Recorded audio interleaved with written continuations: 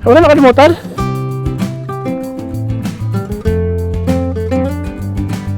Pasok tayo. Pasok mo tayo mga kapawis. So, baon natin kompleto na do.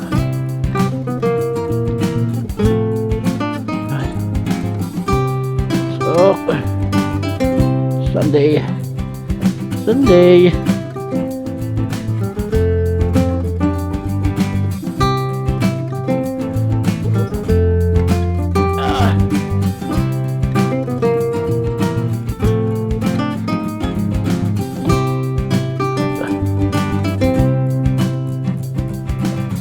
Malapit lang naman yung trabaho natin. Panggabi tayo mga kapawis. Panggabi tayo. Ah!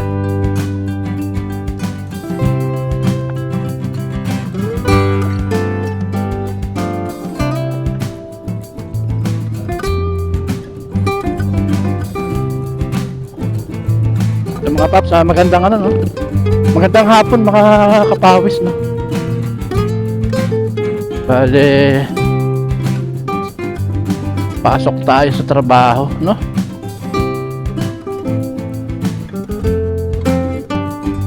Daming tao. Linggo kasi, no?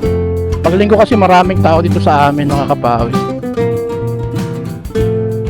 Alam mo naman, scatter area tayo, nakatira. Yan. Parang ang piyesta.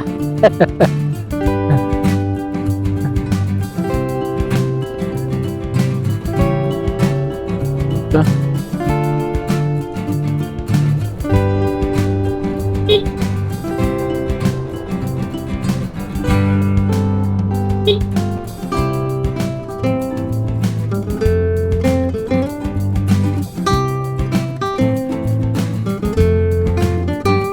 Maaga pa ba't ako nagmamadali? Maaga pa ba?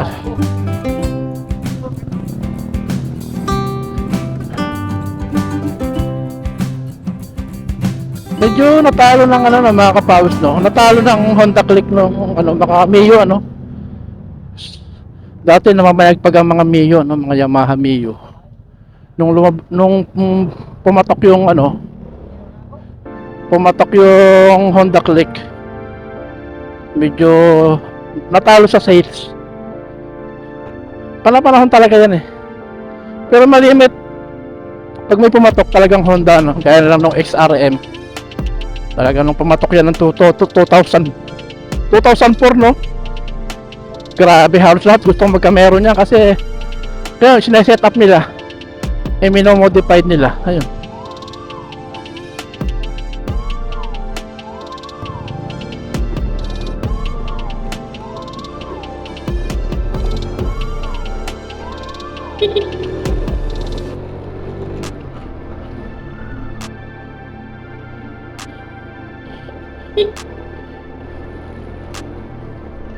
Yeah.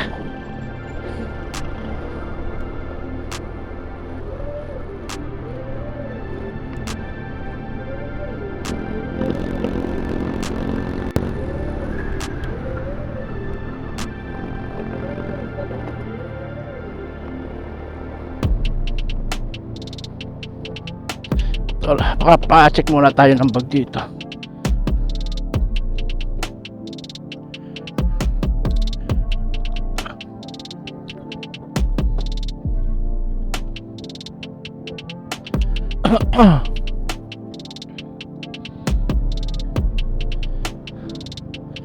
Maganda dito sa ano, sa Toyota, ang renewhan ng sticker 2 taon na, no? Sa LTI Laguna 1 taon lang. Ayan mga kapawis. Tapos ang isa pang kagandahan dito sa Toyota Special Economic Zone, libre ang sticker, no? Sa LTI, naku po, talagang kumikita ang kabuhayan ng LTI Laguna. May bayad ng sticker. Huling kuha ko doon 200 ang isang sticker, no? Pag sa motor, no? Lalo pag 4 wheels, napakamahal. Sa dami ng motor sa LTI, talagang kumikita ang kabuhayan ng LTI Laguna. Ayun.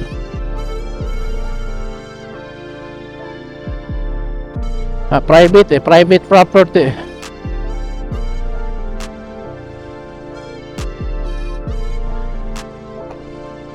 Ayan. Dito naman basta sumunod ka lang sa patakaran nila, no, sa ano, sa Toyota. Basta sumunod ka lang yung police stop ka sa mga kantuhan gaya. Dalawa lang naman dito yung police stop, no.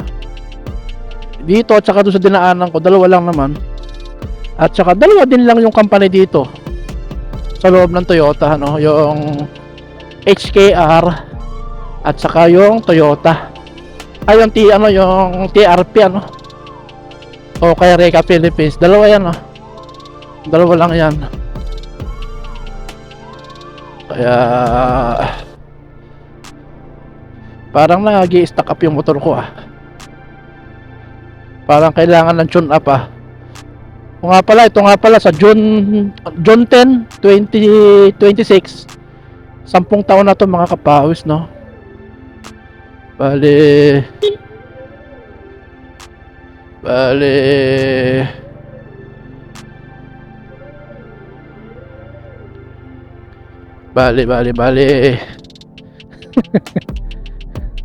ano to,